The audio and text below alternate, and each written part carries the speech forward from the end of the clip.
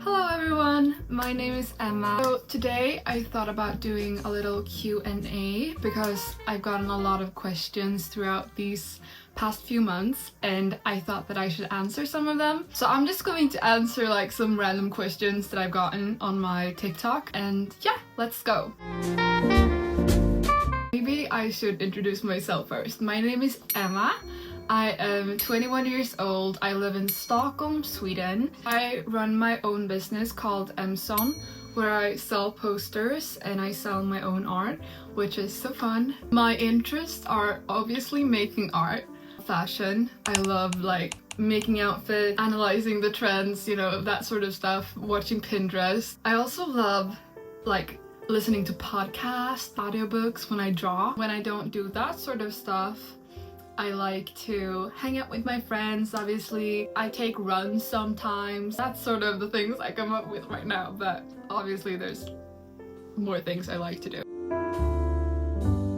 So the story behind Emmzonn is that I've been doing art for as long as I can remember. I had an art account when I was 13. If you like scroll down on my Instagram, you can see what I created when I was 13. But it was like charcoal portraits and lead portraits. So it wasn't anything like what I do now. It was sort of realistic style, or at least that's what I've tried to do. I think I stopped with my Instagram when I was 15, and then I didn't really draw that much for a few years because I had a lot in school and like there were a lot of other things going on. I think I was 16 or maybe 17 when I started doing oil portraits, and that was so fun. I loved working with oil. I still do. That's when I started posting on TikTok.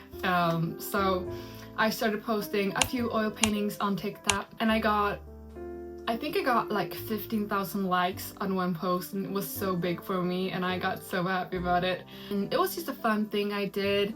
It wasn't anything serious. I just did it for like enjoyment. So and I still do. But anyways, in May 2024 I quit my job and I had started selling a few paintings on my TikTok just for fun. And I quit my job at a supermarket because I really didn't enjoy that job. I felt like very trapped in my potential at that job, so I decided to quit. It wasn't the job itself, it just didn't fit me as a person. I had no idea that I was going to start my own business, but I started to sell a few paintings. I started doing fashion illustrations this summer, so the summer 2024. I was just scrolling through Pinterest for inspiration on like what I could draw, and then I scrolled past this painting. I think his name is Alex something.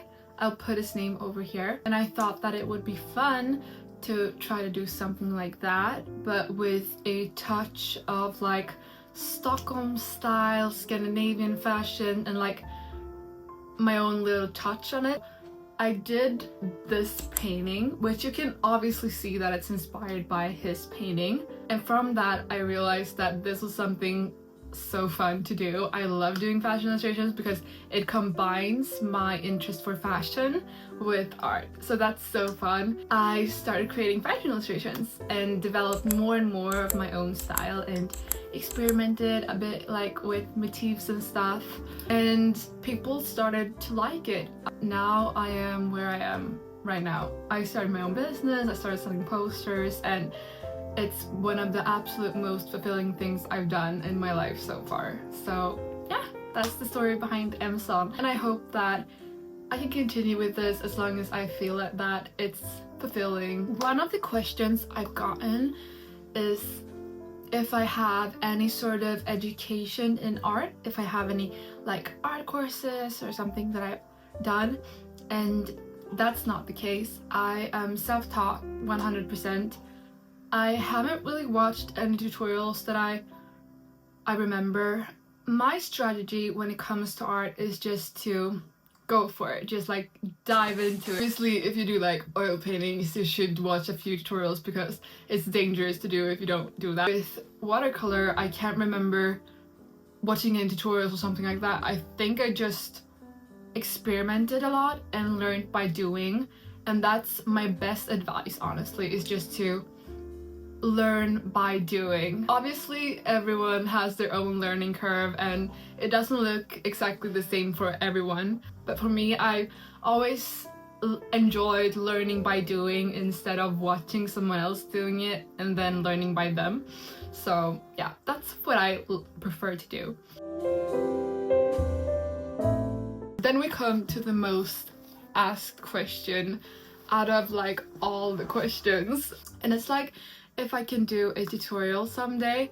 And I want to do a tutorial, but the reason that I haven't done a tutorial isn't that I'm gatekeeping, it's that I don't know how to do a tutorial because I myself haven't learned this by watching a tutorial, and therefore I find it hard to make a tutorial, if you get what I mean.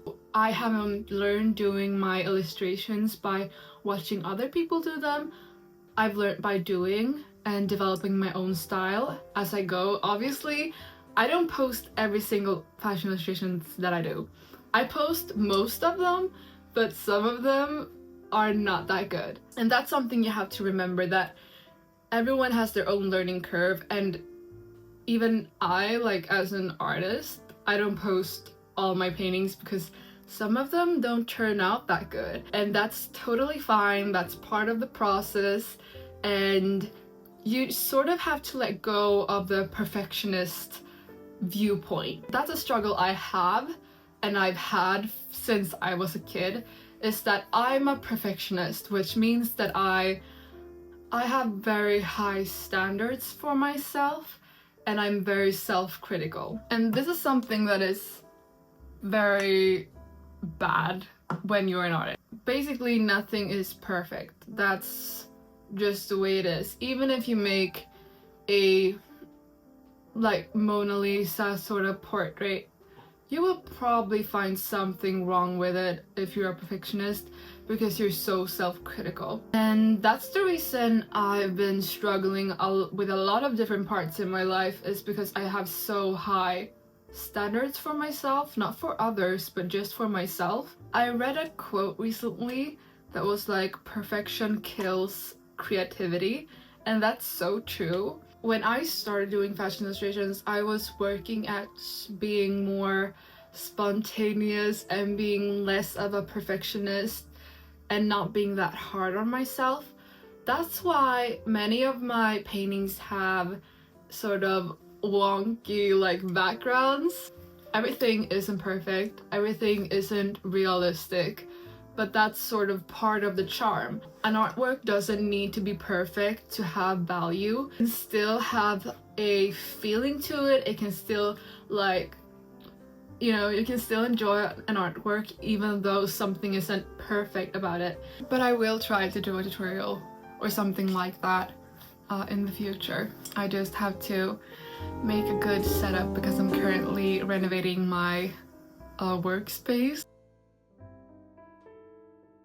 Another question is where I get my inspiration from. Honestly, I get a lot of inspiration from just like my own fashion style, and I have a big interest in fashion. I love like watching the trends and like analyzing what's in style, and I love like coming up with new outfits and stuff like that. So that's a big part of it, but I also love watching like Pinterest when I need inspiration. There's a lot of TV series that you can watch. Like, I do just get inspiration from what's around me, and yeah. This is like what my Pinterest board looks like right now, but it changes like all the time, so yeah.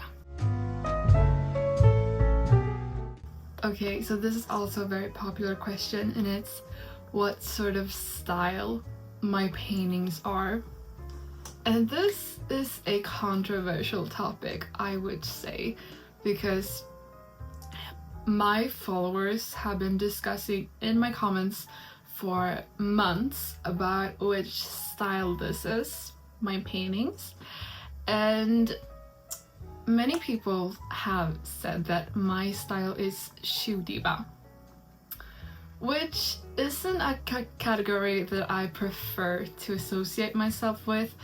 I know that it isn't necessarily something negative, but for me, like in Sweden, a diva isn't something that you would like to be. And I would probably say that my fashion illustrations are fashion illustrations portraying girlhood and self-care and like Scandinavian fashion, inspired by Scandinavian fashion. I wouldn't say that my art is shoe diva.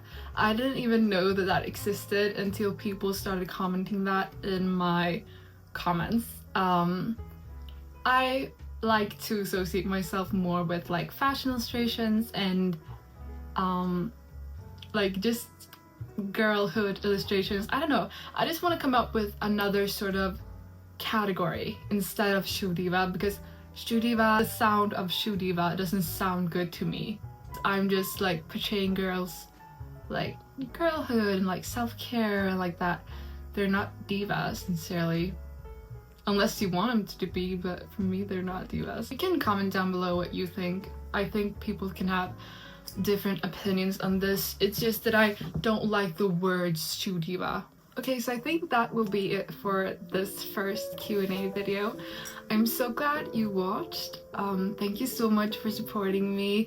If you want to keep watching my videos, you can subscribe. And yeah, we'll see what happens with this channel. Have a nice day.